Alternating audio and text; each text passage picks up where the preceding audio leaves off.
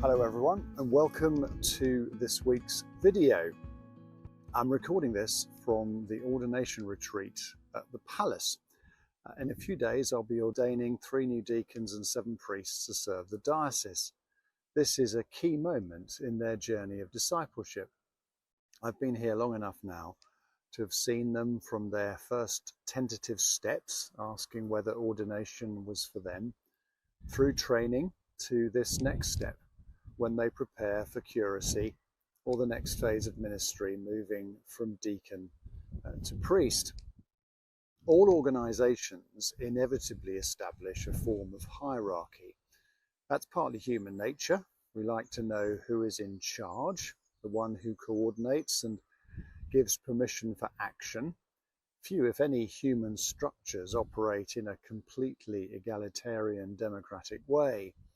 But we set in place checks and balances to limit the power of those in charge. But ultimately, decisions must be made for the health of the whole. In Jeremiah chapter 6:17, the prophet records the Lord as saying, "I appointed watchmen over you and said, listen to the sound of the trumpet."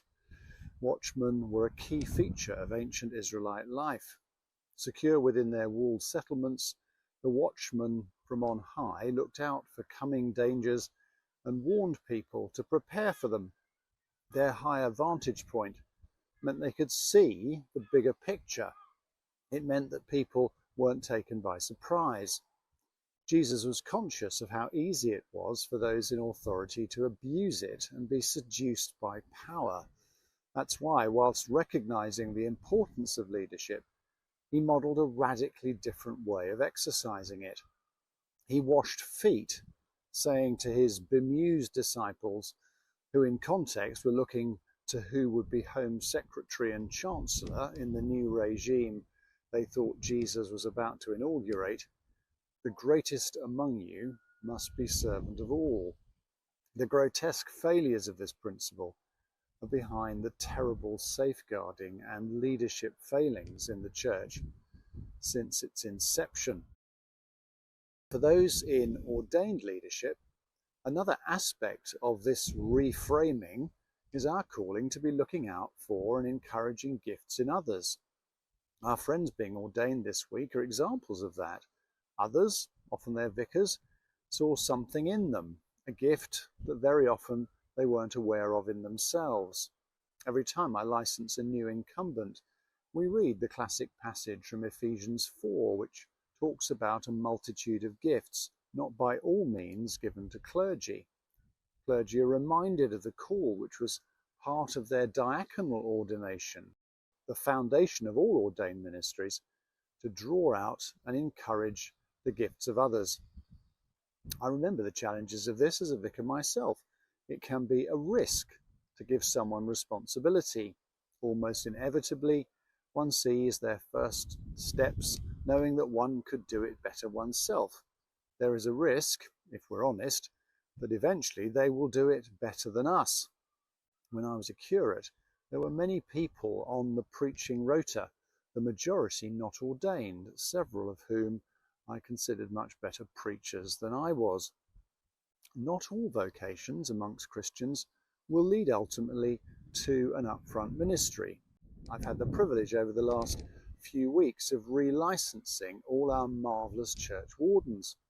These are wonderful, often behind the scenes ministries, without which the church would simply not be able to function.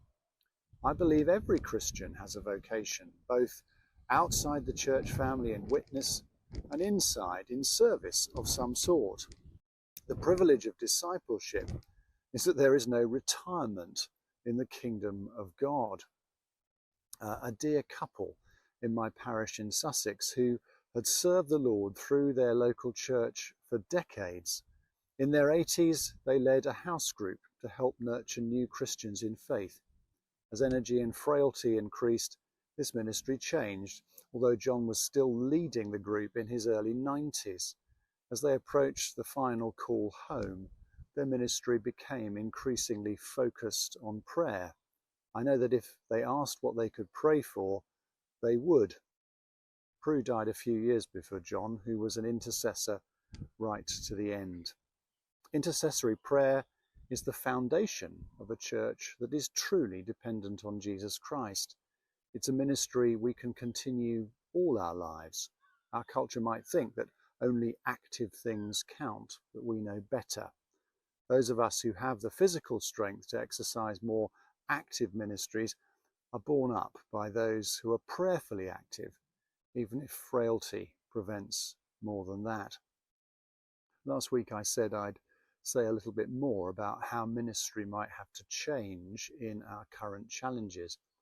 The releasing of lay ministry of all types in all ages of people is a crucial foundation.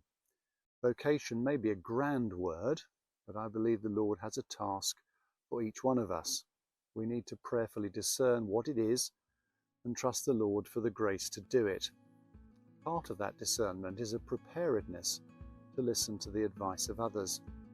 May we all hear the Lord's gentle whisper to us, as our friends to be ordained have done.